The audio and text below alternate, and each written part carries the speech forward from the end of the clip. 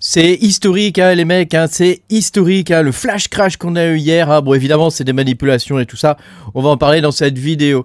Pense à me mettre un petit pouce bleu, à t'abonner à la chaîne si t'es pas abonné. Je te rappelle que tu peux me soutenir hein, en allant sur patreon.com/makertronic. Tu pourras mes vidéos de minage en avance. Hein. Et oui, parce que je suis mineur de crypto-monnaies. Hein, j'essaie de dégoter les cryptos avant qu'elles soient listées, de façon à ce qu'on puisse les miner et que voilà, on puisse gagner un petit peu de sous-sous. Hein. C'est le nerf de la guerre. Hein. Enfin, en ce moment. Hein, t'as vu le nettoyage qu'il y a eu. Hein. Alors attention, je suis pas conseiller financier. Si tu cherches un conseil financier, je ne sais pas où tu peux le trouver. Donc à toi de chercher. Hein. Mais en tout cas, ça sera pas ici. Bon, Trump menace de nouveaux droits de douane de 100%. Donc voilà l'excuse qu'ils ont trouvée pour défoncer, découper les altcoins. Hein. C'est sur les altcoins que ça a saigné le plus. Hein. Sur Bitcoin, on a perdu 2%, je crois, 2 à 3%, quelque chose comme ça. Donc ça reste somme toute extrêmement raisonnable. Par contre, sur les altcoins, là, ça a été vraiment, les gars, ça a été le bain de sang. Les exchanges, on n'arrivait plus à se connecter. On pouvait quasiment rien faire dessus. Moi, j'ai voulu acheter du SUI parce que on va en parler plus tard dans la vidéo hein, de ce que j'ai essayé de faire. Mais voilà, les exchanges fonctionnaient pas bien. Ça a été une catastrophe. Il y a énormément de gens dont les stop loss ne se sont pas déclenchés. Si vous avez perdu beaucoup d'argent, rappelez-vous, ce n'est que matériel. La santé passe avant ça. La famille passe avant ça. Donc faites attention à vous. Si vous avez réussi à arriver jusque-là, c'est que vous pouvez le refaire. Hein, donc voilà, moi ça m'est arrivé aussi hein, de me faire hacker mon wallet et des trucs comme ça. Les circonstances peuvent être différentes, mais la finalité c'est qu'on perd quand même notre fric, ce qui est dommage. Malgré tout, la vie continue et à partir du moment où on a réussi à le faire, on peut le refaire. Donc voilà, c'était un petit aparté pour les personnes qui ont perdu beaucoup d'argent. Donc on a eu un flash crash, hein, une mèche de 15 minutes hein, qui a flush le marché, qui a fait un reset complet du marché crypto. Ça faisait très très longtemps qu'on n'avait pas vu ça. Habituellement, dans un bull run, on l'avait une à deux fois, minimum, hein, minimum 2 fois à vrai dire. Hein. Donc on l'a eu aussi pendant Covid. On avait eu 1,2 milliard de liquidation. FTX, on avait eu 1,6 milliard de liquidation. Et donc là, Trump, on a... alors les chiffres sont pas clairs. Hein. On a entre 10 milliards et 19 milliards de liquidation. Donc c'est un truc... jamais vu, hein, c'est du jamais vu. Hein. C'est gigantesque ce qui s'est passé. Alors, il y a beaucoup de gens qui utilisent des leviers. Donc, évidemment, ce sont les leviers hein, qui se font liquider. Toi, si t'es en spot, bah, malgré tout, si t'es en spot, mais que tu as du SUI, par exemple, bah, tu as perdu 80%. Hein. Certains altcoins, comme le Atom, ont perdu jusqu'à 95%. 96%, je crois, le Atom. Ah, voilà, un truc... un Black Swan, quoi, un truc de fou. Alors que, bon, la menace des nouveaux droits de douane, je veux dire, on l'a déjà eu, hein, regarde, on l'a déjà eu, hein, les histoires de tarifs et tout ça, hein, tarifs négociation, tarifs, tu vois, on n'avait pas perdu autant, on n'avait pas fait une mèche comme ça. Et regarde même regarde la mèche sur le SP500, hein, la mèche sur le SP500, une mèche droite, alors on est en daily, hein, mais quand même, ça vaut le coup d'œil. Hein. Alors, je crois qu'il a perdu, genre... dans la journée, le SP500, il a perdu 3,3% quand même. Hein. Ça reste quand même assez... ça pique un peu. Et sur Bitcoin, on a perdu. On va mesurer ça tout de suite. On a perdu... Alors attends. Hop, parce que là, c'est pareil, on est en daily. Hop, donc on va essayer de rester quand même sur la journée. Hein. Ouais, on a perdu 8% quand même sur Bitcoin. Bon, 8%. Bon, ma foi, ça reste quand même somme toute raisonnable. On est descendu quand même jusqu'à 104 ou 105. Alors, ça dépend des exchanges. Parce que quand il y a des trucs comme ça qui arrivent, ça dépeigne un peu de partout. Hein. Donc, il y a même les USDC et USDT, on dépeigne. L'USDT, je crois, il est monté à 1,07$ et l'USDC à 1,04$ de ce que j'ai pu voir.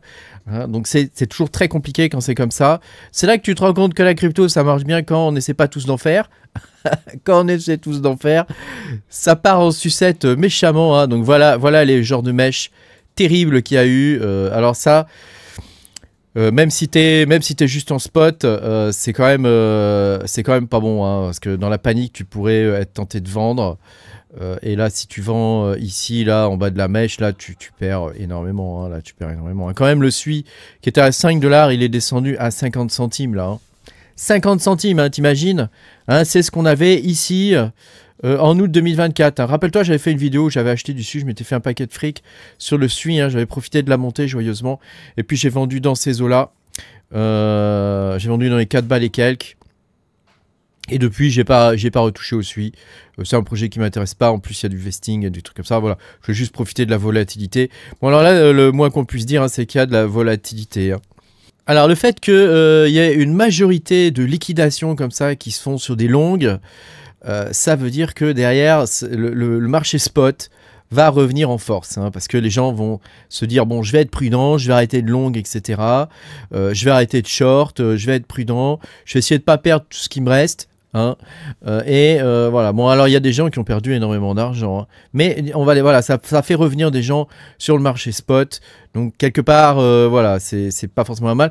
Et comme les gens reviennent sur le marché spot, ça pourrait refaire monter les marchés derrière. Donc ça, c'est le côté positif, entre guillemets, de la chose, même si là, c'est jamais vraiment positif, ce genre de choses. Alors, le marché est probablement manipulé, soit par les market makers, soit par Trump. Hein. Bon, on a vu l'annonce de Trump, hein. Évidemment, il y a des tas de gens qui étaient au courant. Je vais te montrer ça.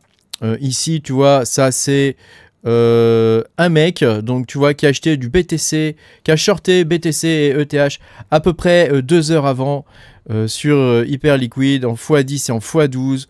Donc voilà, c'est des positions assez énormes. Comment te dire, hein, voilà, il y a des mecs qui savent, ils savent ce qui se passe, quoi.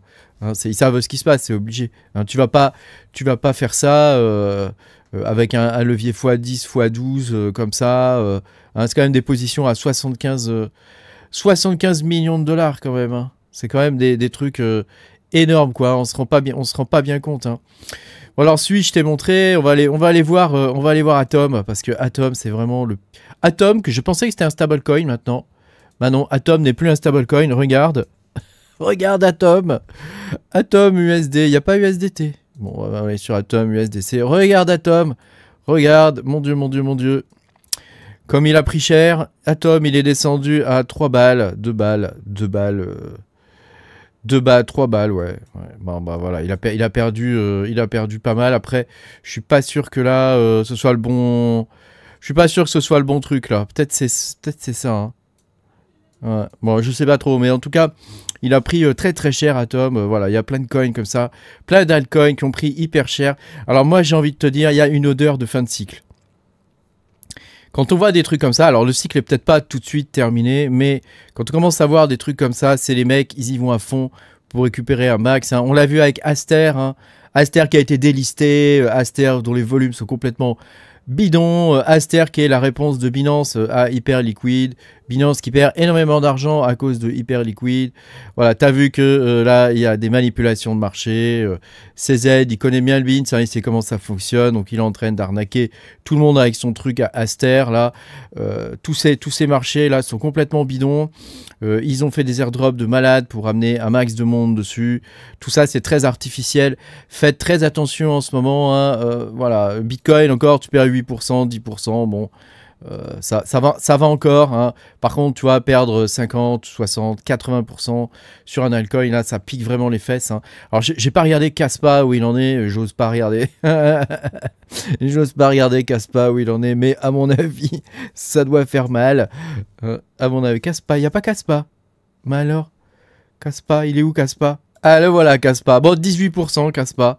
Bon, tu vois, on voit quand même les coins solides. Attends, je suis en 5 minutes. On va mettre en 4 heures. Ah, quand même. Ah ouais, il a pris cher. Il est descendu à 0,047. Aïe, aïe, aïe. Aïe, bon, il est remonté quand même. Hein, il est remonté. Mais quand même, il a fait une perte assez... Hein, on est quand même passé... ouais, il a perdu 50% lui aussi. Hein. 50% sur Kaspa, aïe aïe aïe, j'ai mal aux fesses, mais que veux-tu, hein, c'est comme ça. Hein. Voilà, c'est le marché crypto fonctionne comme ça. De temps en temps, tu as une vieille manipulation de marché. Peu importe l'excuse, hein, là actuellement c'est les trucs de Trump, mais bon, c'était prévu à l'avance, etc. Donc voilà, c'est vraiment quelque chose, il faut s'attendre à ces choses-là en crypto. Moi je me rappelle, hein, lors du dernier bull run, hein, ça avait été terrible. Hein. Les annonces que faisait Elon Musk de temps en temps. De temps en temps, il te sortait une dinguerie et on se retrouvait avec une perte de 30, 40, 50%. Bon là c'est quand même assez exceptionnel, hein, je dois dire. Hein. Là on était en confiance, tu vois, Bitcoin faisait que monter, puis bien. Hein. Là, on était vraiment en confiance. Bon, Alors quand j'ai vu que ça partait en couille, je me suis dit putain mec, c'est le moment d'acheter. Je vais aller acheter une connerie, je vais aller acheter du SUI, je vais aller acheter un truc qui a perdu à mort, hein, histoire de profiter de la remontée, de la remontada quoi. Parce que des fois tu perds 50%, puis derrière t'en regagnes 25, tu vois, donc bon c'est plutôt pas mal. Tu revends juste derrière, hein, tu gardes pas, hein, mais je me suis dit je vais essayer de faire ça et tout, donc hier j'essaye, j'y vais et tout, machin. Je commence à me connecter sur mon exchange, celui que j'utilise habituellement. Impossible de se connecter, donc je me dis bon je vais aller sur Kraken, j'essaye Kraken, idem. J'essaie de passer, j'arrive à me connecter sur Kraken, j'essaie de passer un ordre pour acheter quelque chose, rien ne se passe, bon bref quoi, t'as compris. Donc tous ceux qui avaient des stop loss, tu vois, des trucs comme ça, ils se déclenchent pas, hein. Il y a tellement d'ordres à un moment donné que ça se déclenche pas. Il y a même des exchanges, je me rappelle en 2021 quand t'avais un truc comme ça qui arrivait, il y a un des exchanges qui fermait. Il fermait carrément, t'avais un 404, tu disais mais mince qu'est-ce qui se passe, pour éviter que les liquidités sortent de trop quoi, hein, ils bloquent tout, hein. Donc tu sais à la bourse on ferme, hein. Ici c'est les exchanges, ils décident allez hop je coupe les accès, terminé, je vais rendre le truc hyper lent, je suis sûr qu'ils ont des scripts, des trucs pour rendre le truc hyper lent, hyper pourri, histoire que voilà tu puisses rien faire et ben voilà, tu perds des sous, hein, tu perds des sous. Et alors, il y a beaucoup de gens, hein, si vous n'êtes pas habitué, si vous ne savez pas ce que vous faites, ne faites pas de levier. Hein, ne faites pas de levier. C'est vraiment pas une bonne chose. Le marché crypto, il est déjà assez volatile comme ça, en spot. Il n'y a pas besoin de faire du levier, hein. Quand tu es sur du Forex ou des trucs comme ça, je veux dire que les machins, ils bougent de 0,1% dans la journée. Bon, là, ok, tu fais du levier. Mais là, franchement, sur des trucs qui peuvent bouger de 5%, 4%, 2% dans la journée, vraiment, il n'y a pas besoin de faire de levier, hein. Tu achètes du spot, tu attends que le truc se fasse. Et voilà, sur Bitcoin, si tu avais acheté du spot dans les 30-40 000 $, tu as quand même bien gagné, hein. Tu avais fait au moins un x2, ce qui est déjà pas mal, hein, mine de rien, hein. Donc le marché, actuellement, il est en risk off, hein. Ça veut dire que les gens ont une aversion au risque, actuellement. Donc ça veut dire que le marché spot devrait reprendre. Alors si le marché spot reprend pas, c'est une fin de cycle, hein. C'est le début du bear market et c'est la fin du cycle. Donc ça, personne ne peut savoir, hein, ce qui va se passer dans les mois à venir, hein. Si le marché spot reprend, bon, il n'a pas l'air de se laisser faire quand même, parce que tu vois, on a des petites reprises, hein. Après, si on commence à faire des bas de plus en plus bas, là, les gars, va falloir commencer à serrer les fesses, hein. Alors moi, qui suis dans les cryptos depuis longtemps, qui suis dans le minage, pour moi, alors je sais que c'est pas une bonne nouvelle pour tout le monde, mais pour moi, c'est plutôt une bonne nouvelle, le retour du bear market, parce que ça veut dire que il y a des nouveaux projets qui vont arriver, des nouveaux projets intéressants qui vont arriver et on va pouvoir se refaire des couilles en or pendant le bear market. Non, parce qu'il faut quand même dire ce qui est, hein. Ceux qui restent pendant le bear market, c'est là où tu te fais vraiment du pognon. Pendant le bull run, tu fais de l'argent, voilà, si tu as placé des trucs comme ça. Mais pendant le bear market, c'est là que tu gagnes vraiment du blé en vrai, hein, surtout dans le minage, hein. Dans le reste, je sais pas, mais dans le minage, c'est là où tu as les vraies opportunités qui arrivent, où tu peux rentrer. Il n'y a plus que des gens qui connaissent le truc, et on est tous là pour faire du fric. Donc, tu vois, c'est à ce moment-là que c'est le plus intéressant quand même, hein. Bon, je dis pas que ce bull run a été pourri, hein. On a quand même bien gagné, hein. Après, je parle au passé, mais peut-être que le bull run n'est pas fini, va savoir. Va savoir ce qui peut se passer. Hein, t'as vu comme ça, du jour au lendemain, ce qui peut arriver, hein. Non, mais regarde. Attends, regarde sur Sui, les mecs, Sui, je suis scotché, hein. Alors, je sais que Sui avait une histoire de vesting qui devait sortir. Sui, regarde le truc, hein. Oh, mon Dieu. Dis donc, j'espère que t'avais pas de Sui, hein. J'espère que t'en avais pas, hein, parce que franchement, perdre 80%, c'est vrai, ça fait vraiment... c'est dommage, quoi. Vraiment, c'est vraiment dommage, hein. 83%, hein, quand même. Aïe. Ah, ça pique. Donc, évidemment, en valeur absolue, c'est Bitcoin et Ethereum qui ont été les plus impactés, hein. C'est-à-dire que c'est eux où il y a eu le plus de pertes d'argent, hein. C'est pas sur les altcoins, malgré ce qu'on pourrait croire, quoi, hein. C'est en valeur absolue, c'est sur Bitcoin et Ethereum qui a eu le plus de pertes, quoi. Donc bon, fais quand même attention à ce que tu fais. Moi, je reste toujours en spot. C'est très rare que je fasse des longues. J'ai fait un long sur le gold il y a pas longtemps parce que j'étais sûr de moi. J'avais une conviction sur le gold. Voilà, à chaque fois que le gold, il le fait pas souvent ça, mais tous les 5 ans, il te fait une accumulation comme je t'avais montré dans la vidéo. Hein. Et là, tu es quasiment certain que le truc va péter à la hausse. Hein. Allez, 90% de chance. Hein. Donc j'avais mis un peu d'argent et j'avais fait un long en x5. Voilà, j'ai bien gagné hein, sur le gold. Hein. Je suis repassé derrière sur Bitcoin. Donc j'ai reperdu un peu là sur Bitcoin, mais rien à voir avec ce que j'ai gagné sur le gold. Quoi. Rien à voir. Quoi. Voilà. Après, bon. Hein, comme d'habitude, voilà, il faut faire très très attention quand on fait ces choses-là. Moi, je le fais vraiment de façon rare et uniquement quand soit j'ai des infos, soit j'ai une conviction, tu vois. Uniquement dans ces cadres-là, quoi, parce que sinon, voilà, tu te fais liquider et tu perds ta position. Et sur des mouvements comme ça, comme on a déjà vu hein, en 2022, hein, tu te fais laminer, quoi. Tu te fais laminer, tes stop-loss, hein, tu penses que c'est une sécurité, ils se déclenchent pas. Tu perds tout et c'est terminé quoi, hein, c'est terminé. Après, il te reste ce que tu avais en spot quoi. Bon bah écoute, hein, voilà, c'est dur la vie, mais c'est comme ça. Hein, je te dis, si tu es déjà arrivé là où tu es, bah tu y retourneras. Hein, tu y retourneras. Hein. Ça prendra le temps que ça prendra. Bon les gars, courage. On verra bien si on est en fin de cycle ou pas. Dans tous les cas, si ça continue, bah écoute, il y a encore du pognon à se faire. Et si c'est une fin de cycle, dans le minage, il y a du pognon à se faire. Donc moi, dans tous les cas, je reste joyeux. Hein. Je reste joyeux, j'espère que tu l'es toi aussi.